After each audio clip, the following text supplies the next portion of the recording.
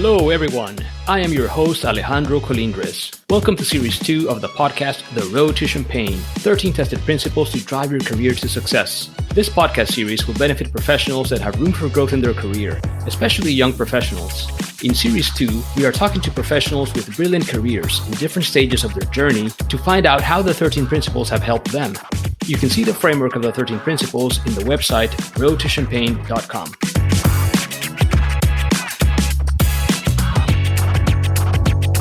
Welcome to episode 3. I hope you're all having a wonderful week. Just so you know, I am excited to have done a few business trips already, and I hope your world is also slowly coming back to normal after such a wild global disruption.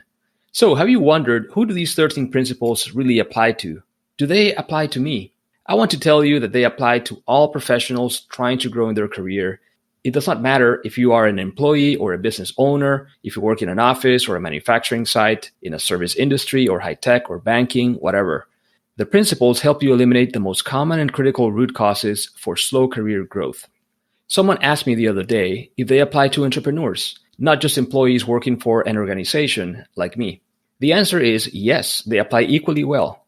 Of course, there are different success factors and traits that distinguish a brilliant entrepreneur from a brilliant employee. But the road to Champagne is not about becoming a brilliant employee. It is about growing in the path you chose. To help me explore this idea, I am very happy to be joined today by Shadi Yazdan. Shadi is the co-founder and CMO at PredictivEye, an artificial intelligence company enabling organizations to personalize their customers' experience by running millions of simultaneous experiments in real time. These capabilities to engage and predict customer behavior allow organizations to influence their customers' decisions, increase conversion, and exceed customer expectations. Shadi has an outstanding management expertise, business acumen, and strategic partnership skills to build deep relationships, executing winning marketing strategies, and leveraging the latest technology to deliver exceptional results. Shadi studied at York University and has a Kellogg MBA, where we met through an alumni event. In her free time, Shadi enjoys reading, learning something new, and giving back to her community through volunteering. Shadi, welcome to the Road to Champagne podcast. How are you? I'm good. Thank you so much for having me. I'm so excited. I'm very happy that you could join me. Awesome. So, Shadi, tell us a little bit about your career. Where did it start? How did it evolve? And where are you now? Okay, so we're going to go back to 2000 because that's where everything started from. All right. So while completing my undergrad double degree, I was able to successfully launch, grow, and sell a tutoring business that I ran for 4 years before I left for a once-in-a-lifetime opportunity to work and live in Japan. And I started this business because my father said, you're going to university, you're going to get a degree, and by the way, you have to find a way to pay for it. And I needed to figure out what would be the best way that I could make the most amount of money working the least amount of time. And I was looking at my poor sister at that time that was working retail and making absolutely next to nothing. So I thought there had to be a better way. So that's when I started this business. Wow. So you have to thank him for your entrepreneurial spirit then. Absolutely, I do. And also I would say my own laziness, because those of us that are deemed as lazy are just creative thinkers because we always find shortcuts to do things. Efficiency is a good thing. Absolutely. And so after I came back from Japan, I spent about 12 years or more. I think it was a little bit more than 12 years working for the government of Ontario, where I'm based, as an educator, facilitator, and project manager. And I always felt like there was something that was missing. I just couldn't put my finger on it. And I didn't know what else to do. So I used to, even though I was working for the government full time, I still ran these side businesses, or today as they call them, side hustles. Yeah. Anything from selling products to tutoring, whatever it was, just to get me excited about work. And I loved being the one in charge, planning, organizing, interacting with the clients, and doing things one-on-one with them. But I gotta say, I really felt trapped in my 9 to 5, and getting an advancement or moving to a different area of the organization was very challenging, to be honest. And the reality is my heart wasn't really in it either. Hmm. And my performance reviews often left me thinking, there was maybe something wrong with me, that I just didn't get that corporate culture. And I was told over and over again that I questioned things too much, that I pushed boundaries, that I was too intimidating, I was way too ambitious, and the list goes on and on and on. Sounds like the definition of a powerful woman right there. Oh, well, thank you for saying that. But at that time, I was thinking, goodness, what's wrong with me? And I got to say, finally, one day, I had this internal voice inside of me that got so loud that said, this is it. You need to get out and you need to leave. I didn't know what else to do. So not knowing what to do, but knowing that growing up in this world and in this family where education was the answer to everything, I decided to get a master's degree outside the world that I was in. So that's when I decided to apply for an MBA. I knew that I didn't want to do the program in Canada because the programs in the schools in Canada are not really recognized globally as much as the American schools are. And I wanted to set myself up as a global person because I didn't know where the future was going to take me. So I applied and was actually accepted into MIT, the executive MBA program. But unfortunately, I couldn't afford the tuition. I'm Canadian. You know what the exchange rates are. Already the program was crazy expensive. Yeah. And for me as a Canadian, it was double the money. So heartbroken, I actually started to work on my plan B. There was a program in Canada where I could get an American degree through a Canadian school partnership. And the program met my criteria of face-to-face and traveling to the States to study with my American classmates. So awesome. I'm proud to say that I got an American degree paying the Canadian fees. Excellent. And throughout my EMBA program, I got to say, I kept talking to different people to find out what they did, why they did it, and how they liked it. I was on the hunt for my dream job. And I got to say, honestly, Alejandro, the majority of the people I spoke to had no idea why they did what they did. And most of them talked about the fact that a career counselor advised them to do whatever it was they were doing, or family forced them into a particular career opportunity. And they were miserable. Many of them were miserable, didn't even know what they really wanted to do. This got me thinking about the importance of not doing just any job. I had to find that dream job, and I had to be more focused on what that dream job was going to look like. Yeah. I wanted work that would give me flexibility. So I broke it down to what is that going to look like? So I knew that whatever I did, I had to have flexibility. I had to have autonomy, and it would have to be a work that would allow me to make tough decisions, constantly learn quickly, because that I found was a really big value of mine. If I was in a profession that I was doing the same thing day in, day out, I couldn't do it. I needed to learn. I needed to be challenged. And at that time, as I mentioned to you earlier, I came across a book, Designing Your Life by Bill Burnett and Dave Evans. And this book was really a game changer for me. And it gave me the tools that I needed to figure out what that dream job was. The book really taught me to reflect on my life and really go back as far as I could remember to the things that I used to do that brought me joy and made me lose track of time. And that's the key message within the book. When you do the work that you love, you lose track of time. You are in that flow state. And this is where I went back to the business that I ran back in 2000 and all the side hustles that I had. They all brought me joy, every single one of them. And this is where I decided to enter the entrepreneurial world. Very quickly, I co-founded a US-based e-commerce marketplace called Shoptera, a marketplace of all natural, eco-friendly personal care products, pet care products, which we ran about a year and a half. And very quickly, as I was running Shoptera, another one of my MBA classmates who was on the same study team as I was approached me about an AI company that he had built. In addition to running PredictivEye, I'm quite active on Clubhouse, as I told you, which is which I'm sure, I don't know for your listeners who may not know, is a really cool new type of social network based on voice, where people around the world come together to talk, listen, and learn from one another in real time.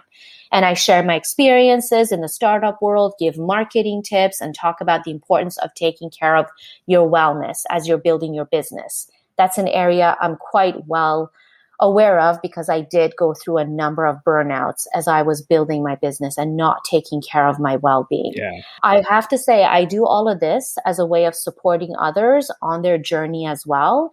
And I'm also, as you mentioned, very actively involved in volunteering, which is one of my core values, the importance of giving back.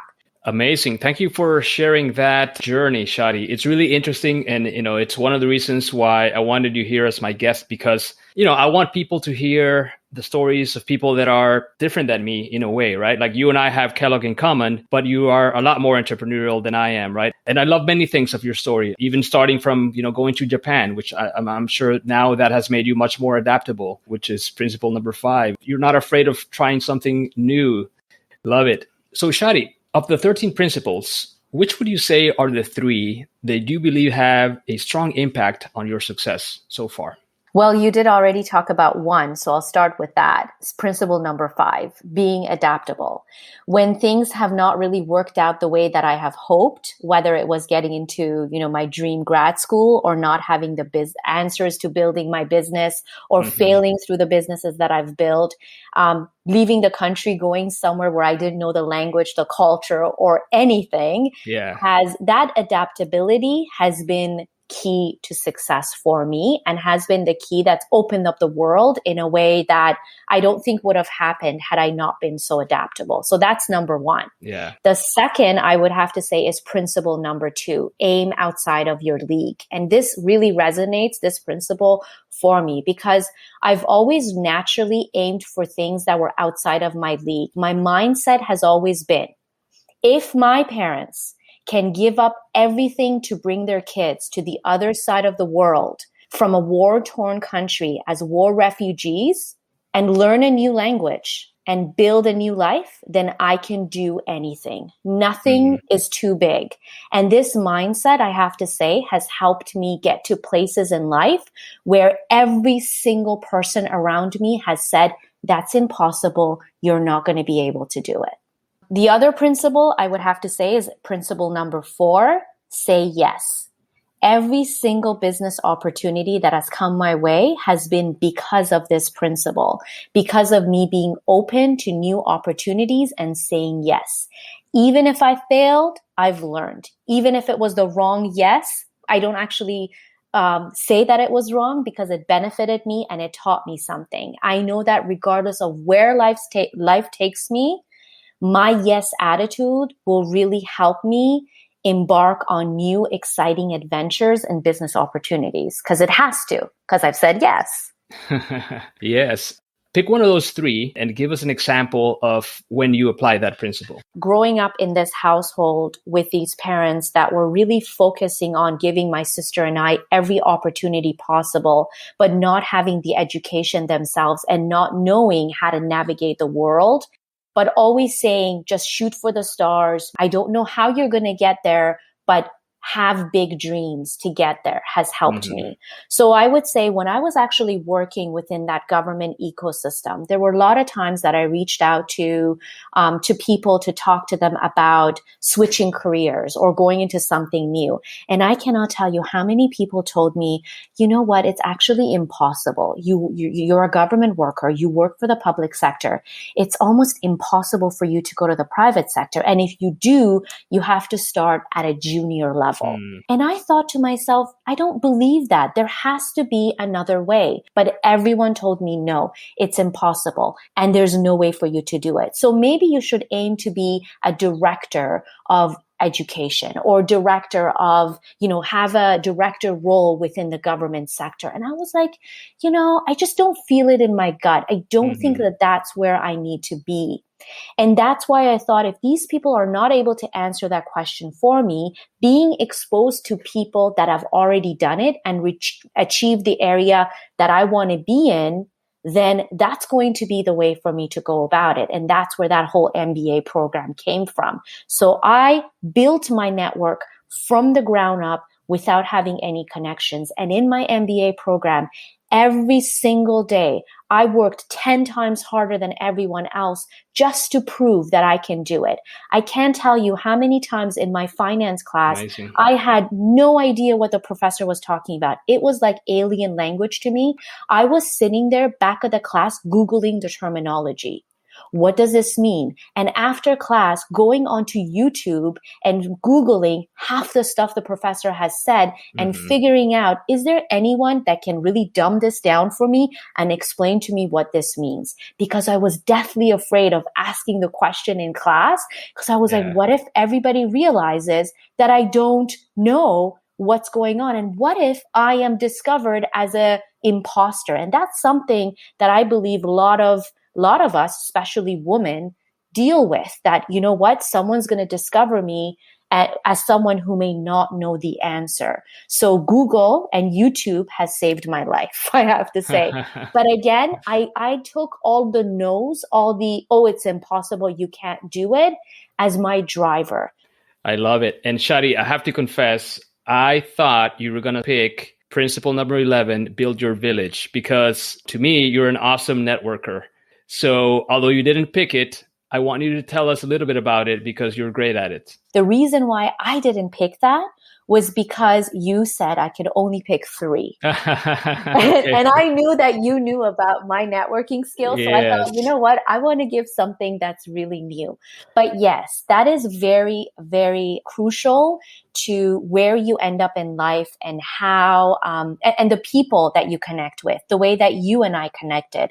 I'm very bold and not afraid to reach out to people and learn about them. There was a book that I came across not long ago, and the book was called Build Your Dream Network. And this book actually taught me how to network effectively, because I felt like I wasn't doing it effectively.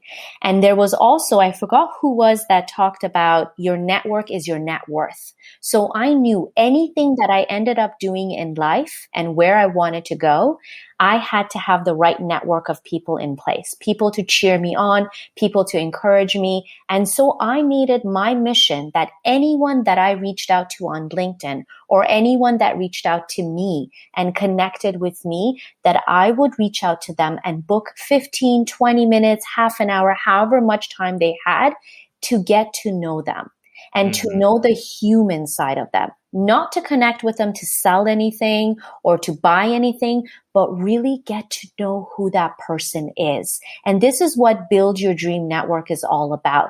The importance of getting to know people on that human side, keeping in touch with them, follow through, you can follow people on LinkedIn. You see someone posting about their family or a career journey that they're embarked on, a new job. Take that as an opportunity to reach out and congratulate that person and offer your support in anything, any venture that they are embarking on, and how you can be there for them. And this has really benefited me greatly. Still to this day, I have Kellogg classmates that reach out to me privately and say, hey, Shadi, I'm changing my job. I'm going into this new career opportunity, or I'm looking for an investor for my business. Do you know anyone? Because they know most likely I do. And they know that I will open my database to them, because that giving is so, so important to me. And I always come from a place of give, which is my number one value. Amazing stuff. And I have to say, when you and I connected, it was very authentic, very genuine. There was no agenda there. And then it, turned out into a new friendship. So exactly. I appreciate you for pinging me. Now, let me ask you a flip side question, which is, which of the 13 principles did not or do not come naturally, perhaps forcing you to put extra effort and attention to them? How have you improved? The first would be principle number one, want more. So I grew up, as I said to you, being told to want more out of life and work towards that. But to be honest with you, I never knew what I wanted. And I spend a lot of my time, years, trying to figure out the what. Mm-hmm. If you don't know what you want, you can't effectively plan for it. And I think this has held me back greatly in my life. I'm proud of where I am today, but I think if I had this what figured out, then I would have been much further along. Yeah. What has helped me through this challenge has been the many personal development books that I've read and many of the gurus that I've listened to on YouTube. And I do that on regular basis. Even to this day, I still gravitate towards forcing myself to want more than I even think it's possible for me. Mm-hmm. And I have to say the pandemic has really taught me to enjoy the present and the journey that I'm on instead of just focusing on getting to that finish line that we both know doesn't exist. And that's also been a new way of me thinking, a shift in mindset. Enjoy where you are, enjoy the process, learn from it, suck up all those lessons and apply it as you move forward. Another principle for me was principle number 7, stick to your values. So knowing your values is one thing. And that's great if you know your value. Yeah. But the key here is sticking to those values. You need time to develop and figure out what are those core values. Then you have to determine and set up the boundaries needed to help you to stick to the values that you set for yourself. And I've made a lot of mistakes in this department. This, my friend, did not come naturally to me at all. There have been many times where I went against my values, and I know that is the reason why I failed or the situation didn't turn out very well. And today I have to say I'm very intentional and pay more attention to my core values. I ask myself on daily basis when opportunities come to me, does this align with my value? And if the answer is no, I don't do it, no matter how attractive it may be. And it's a battle in my mind. And I'm like, no, we gotta stick to the values. No, we gotta stick to those values. That's amazing, Shadi. So let me ask you this follow-up question. What has been the biggest cost that you have paid by not following your values? Partnering up with people and businesses that their core value doesn't align with my core values. Oh, yeah. And that's been, you butt heads all the time and it doesn't really work out in the end. Exactly. That's a recipe for tension, friction, and frustration. Absolutely. Excellent. So, Shadi, I'm going to ask you a question that was random from the 13 principles. Principle number 1, want more. Can you tell us a little bit more about what you have wanted more of and how did you get it? Wanting big things for myself in life. So for example, in the beginning, my idea of that dream job was working at, as a manager in a corporate company, not realizing that I could actually start my own business. I always thought people that started a business were, quite wealthy and they had all the finances in place and all the big networks to build their business. Now, I used to think very small in that, who am I to be able to do this or build a business to this degree that these people have been able to do? Exactly. You got to let other people say no to you, not yourself. Yes. Awesome. So on principle number 6, know yourself. How did you develop strong self-awareness and how do you stay current on how others perceive you? So developing a strong self-awareness is not really a task that you embark on and you say, okay, I'm done. It's not like a course that you go through. Yeah. It's an ongoing work where you're constantly reflecting, analyzing, assessing, course correcting where you need to. And sometimes I got to say, it's hard work. It's the kind of work many of us avoid altogether because it's so damn painful. Am I fully aware of how I am perceived by others? I'd say much better today than I was in the past. Yeah. But I am still on that learning journey. I'm still learning. I'm still growing. I'm still looking to identify who are the audience and what of my message is going to resonate with them. Because I have the personality type where because I learned really quickly, I'm also very passionate to share that learning with other people. And sometimes I tend to come on really strong and it freaks people out because they're not ready for that. Yeah. That's not where they are on their self-awareness journey. And I feel like because I've discovered it, because I've figured it out, then everybody else is going to want to do that as well. But realizing and taking a step back that they're not there yet, we're on different path, on different journey, has been really, really instrumental for my own self-growth. Thank you for sharing that, Shadi. So let me pass on the mic to you and I'll let you ask me a question. So I have to say one other area that I continuously struggle with is defining my brand, that principle number 9. And I tackle this, I really look at this as building that personal brand, because oftentimes we work for an organization, or even when we work for our own business, our brand is the work that we do. And we really need to take the time to figure out what is my personal brand? Who am I, right? And we're all work in progress. So what I wanted to ask you, because I'm really impressed by this podcast that you've developed, this incredible learning and all the people that you have been able to interview. And I want to know, based on the learnings and the people that you've interviewed, what would you say is a way of going about defining your brand? What is one key takeaway that you can share that I can apply right away as soon as we're done with this discussion, that I can go back and say, this is what I'm doing?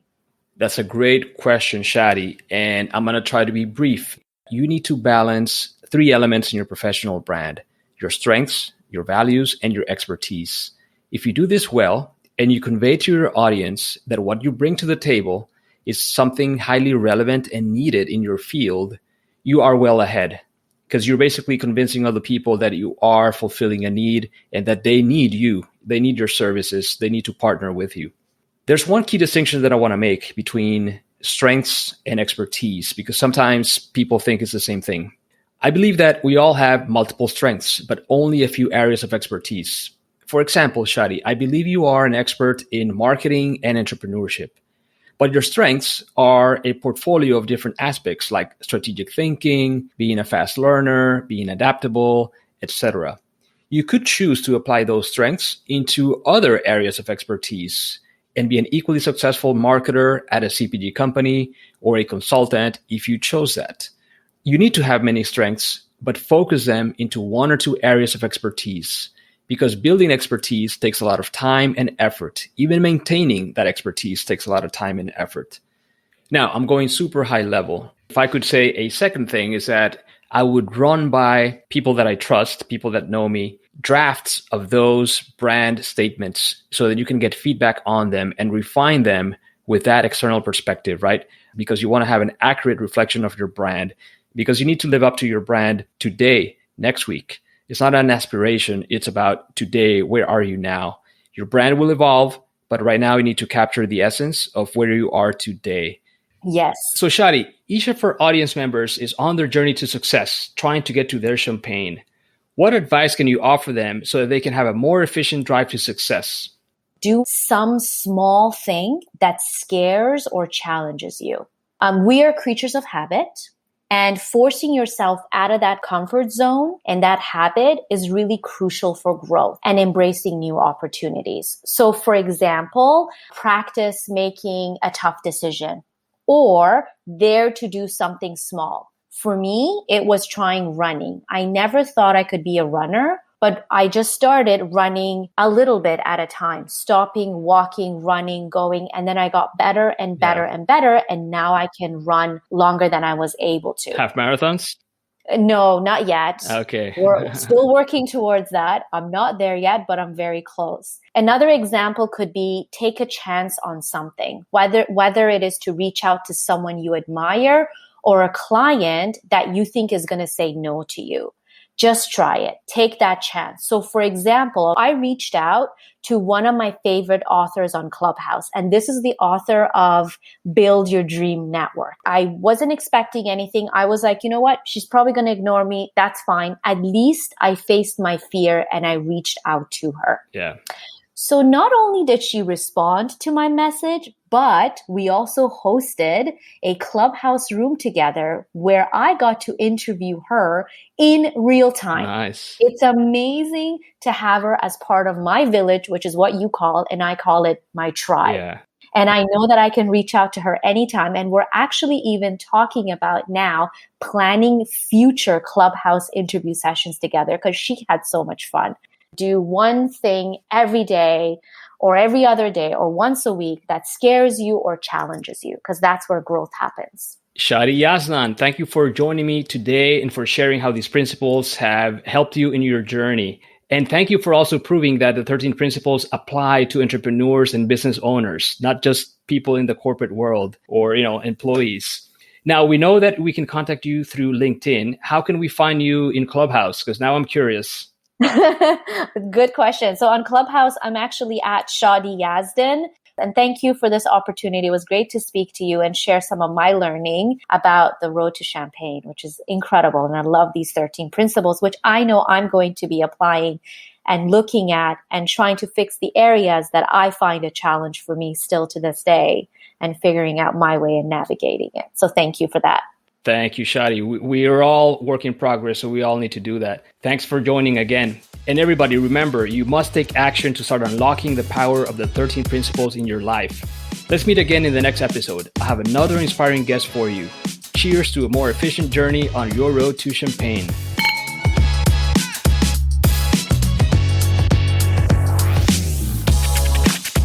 Hey, if you missed Series 1, I encourage you to listen to it. It explains the foundational principles we are discussing in Series 2. Like this episode, please share it with your friends, colleagues, and classmates, and subscribe wherever you get your podcasts. Don't forget to visit roadtochampagne.com and join our mailing list, and to follow Road to Champagne on LinkedIn, Facebook, Instagram, YouTube, and Twitter.